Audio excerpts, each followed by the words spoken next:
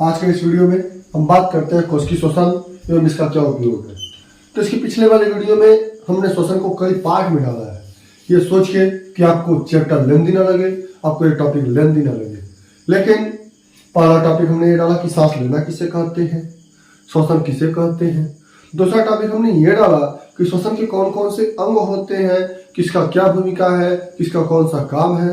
लेकिन आज की वीडियो में हम बात करते हैं कोशिकी श्वसन एवं इसके उपयोग की। हमने आपको एक बात बताई थी कि ब्लड जब जाता है तो जो शुद्ध ब्लड होता है वह सीधे कोशिकाओं तक आता है। तो कोशिका में जब ब्लड आता है तो ब्लड के साथ ऑक्सीजन भी आता है। तो इसको हम कहते हैं, जब ये ब्लड आ जाता है, ये शुद्ध ब्लड जो होता है ऑक्सीकृत ब्लड कहलाता है, यानी ऑक्सीडाइज्ड ब्लड कहलाता है। और यह आता है आपके सेल्स में, और सेल्स में जब ब्लड आता है तो सेल्स में ऑक्सीजन को छोड़ देता है। तो सेल्स में जब ऑक्सीजन रुकते हैं तो उसी को हम कहते हैं कोशिकीय श्वसन। अब कोशिकीय श्वसन की बात करते हैं तो कोशिकीय श्वसन को दो चरणों में बांटा गया है। कितने भागों में? दो भागों में। पहला दिया है ग्लाइकोलिसिस,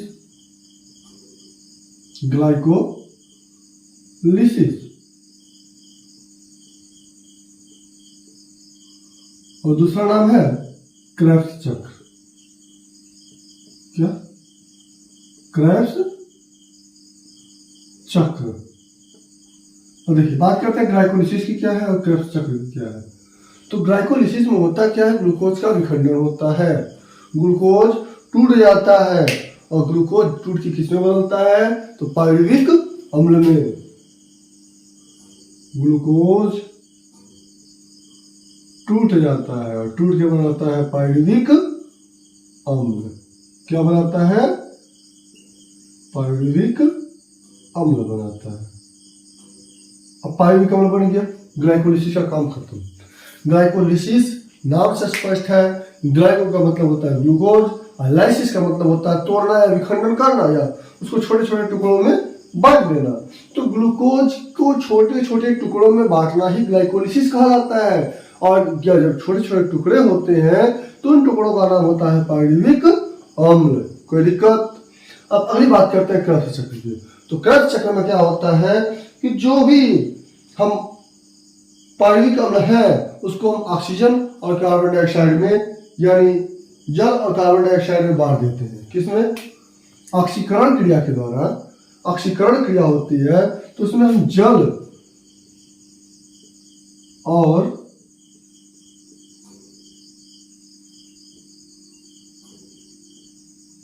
कार्बन डाइऑक्साइड में बांट देते हैं या तोड़ देते हैं। सिंपल सी बात है कि कोशिकीय श्वसन के दो प्रकार हैं, एक दो चक्र होते हैं, दो चरण होते हैं या दो स्टेप कह सकते हैं। तो पहला स्टेप होता है ग्लाइकोलिसिस।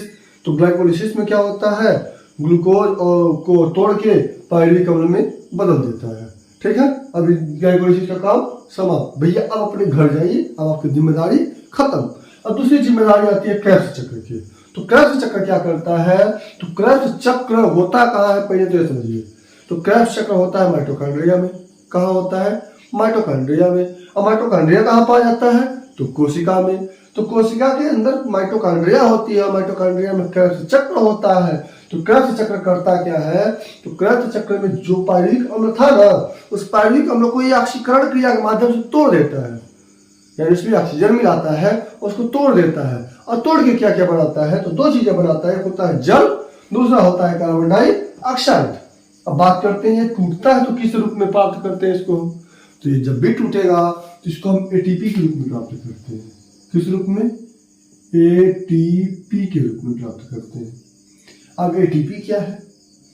अब आप ही कहेंगे सर अब आप हमसे बेईमानी कर रहे हैं, आप तो अभी तक कह रहे थे ग्लूकोज बनता है, पायरुविक अम्ल बनता है, जल बनता है, कार्बन डाइऑक्साइड बनता है, ये एटीपी कहाँ से आ गया? तो इसका भी जवाब है बाबू, गौर से सुनिएगा। एटीपी का मतलब होता क्या है, एडिनोसिन ट्राइफॉस्फेट। क्या होता है? Adenosine triphosphate.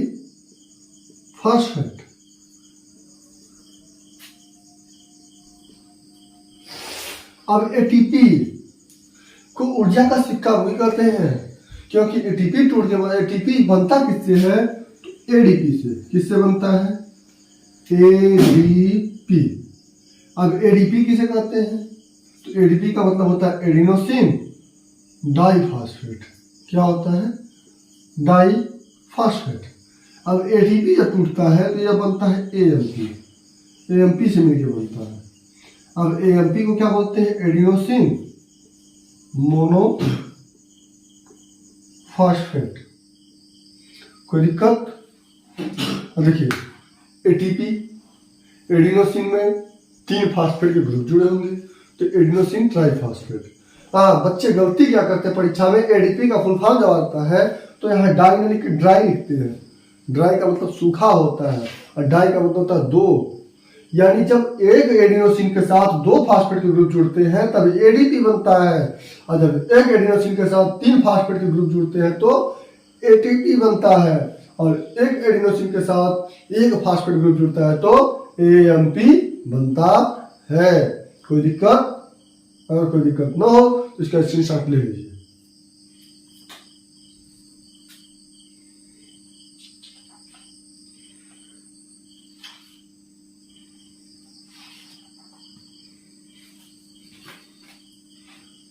चलिए इसको मिटा देते हैं।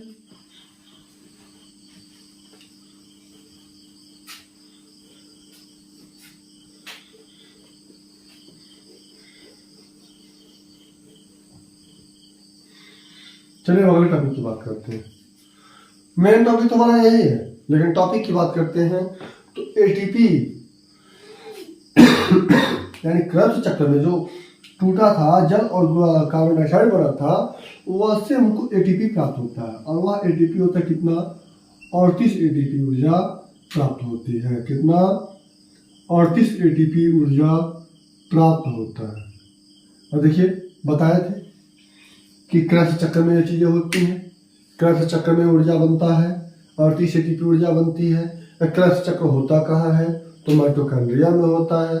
तो सर एक बात और सामने निकल के आती है कि माइटोकॉन्ड्रिया में ही ऊर्जा बन रहा है, तो माइटोकॉन्ड्रिया का दूसरा नाम होता है power house of the cell, यानी कोशिका का ऊर्जा घर। कोई दिक्कत? अब क्वेश्चन ये भी आता है कि कोशिका का ऊर्जा घर किसे कहते हैं? तो कोशिका का ऊर्जा घर माइटोकॉन्ड्रिया को कहते हैं। माइटोकॉन्ड्रिया कहाँ पाया जाता है? तो माइटोकॉन्ड्रिया हमेशा जंतु कोशिकाओं में ही पाया जाता है। अब क्रेब्स चक्र में जो 38 एटीपी ऊर्जा बनती है यह 3 चरणों में मिलकर बनता है। पहला होता है ग्लाइकोलिसिस, इसमें भी ग्लाइकोलिसिस होता है।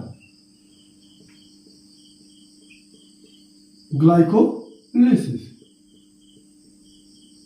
ग्लाइकोलिसिस में जो ऊर्जा प्राप्त होती है, ग्लाइकोलिसिस का काम क्या था? पायरिक अम्ल में तोड़ना, ग्लूकोज को पायरिक अम्ल में तोड़ना, यही ग्लाइकोलिसिस का काम था। अब ग्लाइकोलिसिस जब ग्लूकोज को पायरिक अम्ल में तोड़ता है तो इसको 10 एटीपी ऊर्जा प्राप्त होता है। कितना? 10 एटीपी ऊर्जा प्राप्त होता है। अब 10 एटीपी ऊर्जा ये प्राप्त करता है ना, तो तोड़ने में भाई मेहनत लगता है। किसी भी चीज को यदि आप तोड़ते हैं तो उसमें आपकी ताकत लगती है, आपका ऊर्जा लगता है, आपको मेहनत करना पड़ता है। तो जब इसको तोड़ते हैं 10 एटीपी ऊर्जा प्राप्त करने के लिए, तो तोड़ते तोड़ते 2 एटीपी ऊर्जा इसमें खर्च कर देते हैं, तब जाके टूटता है। तो 10 एटीपी ऊर्जा तो मिला, लेकिन मिलने के दौरान 2 एटीपी ऊर्जा पहले में खर्च हो गया, तो 10 में से 2 एटीपी निकल जाएगा। कितना हो गया? कितना मिला? 8 एटीपी। 8 एटीपी ऊर्जा हमको यहां से मिल गया। ठीक, कोई दिक्कत? अब दूसरी टॉपिक देखते हैं। ग्लाइकोलिसिस के बाद अगला टॉपिक होता है इसमें एसिटिल को एंजाइम ए। एसिटिल को एंजाइम ए। अब एसिटिल को एंजाइम ए क्या है?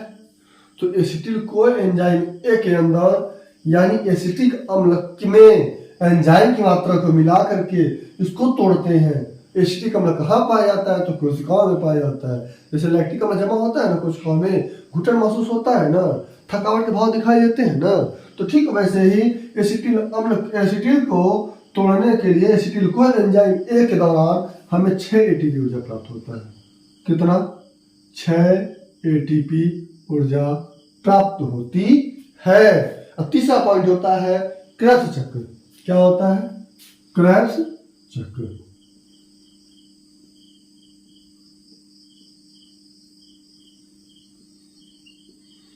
अब क्रेब्स चक्र के दौरान हमें कितना ऊर्जा प्राप्त होता है? तो क्रेब्स चक्र के दौरान हमें 24 एटीपी ऊर्जा प्राप्त होता है। ठीक है। अब तीनों को मिला कितना हुआ? 8, 6, 14 और 24 कितना हुआ? 38 एटीपी ऊर्जा हमें प्राप्त हो गई। अब कोई शिकायत तो नहीं करिएगा कि सर 38 एटीपी ऊर्जा बनता तो है, आप बता दिए थे लेकिन नहीं बताए थे कैसे कैसे बनता है। फिर से ओवरऑल इसको समझ लेते हैं, उसके बाद अगले टॉपिक की तरफ चलते हैं। तो ओवरऑल समझने का मतलब कि शुरुआत से बता देते हैं कि कोशिकी श्वसन कोशिकाओं के अंदर होता है। इसमें ऊर्जा का निर्माण होता है, ऊर्जा बनता है 38 एटीपी, लेकिन इसको बनने के पहले 2 चीजें होती हैं। जब भी हम भोजन ग्रहण करते हैं तो भोजन में ग्लूकोज की मात्रा होती है, ग्लूकोज को तोड़ के पायरुविक अम्ल बनाते हैं, तो पायरुविक अम्ल बनाने के लिए ग्लाइकोलिसिस की प्रक्रिया होती है। अगला टॉपिक होता है क्रेब्स चक्र। क्रेब्स चक्र में क्या होता है? तो जो पायरुविक अम्ल था उसमें ऑक्सीजन की उपस्थिति में अभिक्रिया कराते हैं, अभिक्रिया करने के दौरान उसको तोड़ देते हैं, 2 भाग बनते हैं, एक बनता है जल, दूसरा बनता है कार्बन डाइऑक्साइड। कोई दिक्कत? अब जब कार्बन डाइऑक्साइड जो बना है वह एटीपी में प्राप्त होता है, यानी जो उससे ऊर्जा निकलती है वह किस में प्राप्त होता है? एटीपी में प्राप्त होता है। एटीपी क्या है? एटीपी किससे बना है? एडीपी, एएमपी सब बता दिए। अब 38 एटीपी ऊर्जा जो बन जाता है वो बनता कैसे कैसे है, किन किन चरणों में पूर्ण होती है, तब 38 एटीपी ऊर्जा प्राप्त होता है। यानी हम देहाती भाषा में कह सकते हैं कौन कौन सा पापड़ बेलते हैं तब जाकर हमको इतनी ऊर्जा मिलती है। तो बात करते हैं, पहला ग्लाइकोलिसिस होता है क्रेब्स चक्र में। ग्लाइकोलिसिस के दौरान 10 एटीपी ऊर्जा प्राप्त होती है। बनाने में 2 एटीपी खर्च हो जाता है, 8 एटीपी ऊर्जा हमको मिल जाती है। कोई दिक्कत? दूसरा बात करते हैं एसिटिल को एंजाइम ए, इससे हमको 6 एटीपी ऊर्जा प्राप्त होती है। तीसरा बात करते हैं क्रेब्स चक्र की, तो क्रेब्स चक्र से 24 एटीपी ऊर्जा प्राप्त होती है। अब 8, 6, 14 और 24 38 एटीपी ऊर्जा हमको मिल गया ना, कोई दिक्कत नहीं ना है? दिक्कत होगा तो बताइएगा, आप इसका स्क्रीनशॉट ले लीजिए।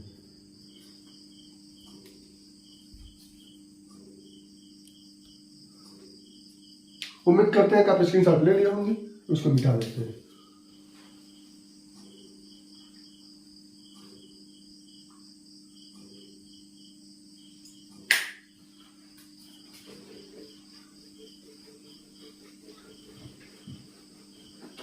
चलिए अब अगले टॉपिक की बात करते हैं। अब इसका उपयोग, टॉपिक 2 पढ़ा ना, कोशिकी श्वसन तो बता दिए, अब इसका उपयोग बता देते हैं। तो इसका उपयोग क्या है? तो इसका पहला उपयोग है कि एटीपी का अनुबंधन प्राप्त होता है जिससे हमको ऊष्मा मिलती है। कोशिकी श्वसन का उपयोग हम ऊष्मा प्राप्त करने में करते हैं, ऊष्मा प्राप्त करने में करते हैं। Only one उपयोग and most important use of cellular respiration, यानी सबसे इंपॉर्टेंट यूज होता है ऊष्मा प्राप्त करने में। अब ऊष्मा कैसे प्राप्त करते हैं? तो जब कोशिकीय श्वसन होगा, कोशिकाएं श्वसन करती हैं, कोशिकाएं जीवित रहती हैं, तो हमारे शरीर का टेम्परेचर मेंटेन होता है। हमारे शरीर में 38 डिग्री सेंटीग्रेड या 37.9 डिग्री सेंटीग्रेड हमेशा तापमान बना होता है। और जब उसमें ऊष्मा लगती है ना तापमान बढ़ाने में, तो जो ऊष्मा बनता है वह प्राप्त किससे होता है? तो कोशिकीय श्वसन से प्राप्त होता है। अगली बात, कोशिकीय श्वसन के दौरान 2 चरणों में इसको पूरा करते हैं। एक होता है अक्षीय श्वसन, एक होता है अनाक्षीय श्वसन। यह दोनों कोशिकीय श्वसन के अंतर्गत ही होते हैं। अक्षीय अनाक्षीय के बारे में हमने पिछले वाली वीडियो में बता दिया था।